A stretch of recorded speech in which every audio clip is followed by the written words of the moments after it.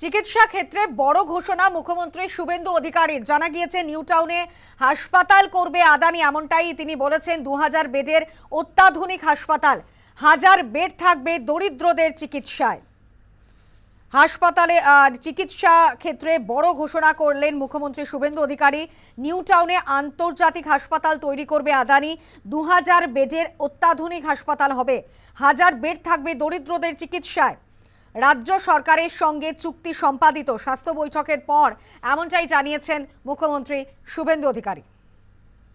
কি বলেছেন শোনাবো।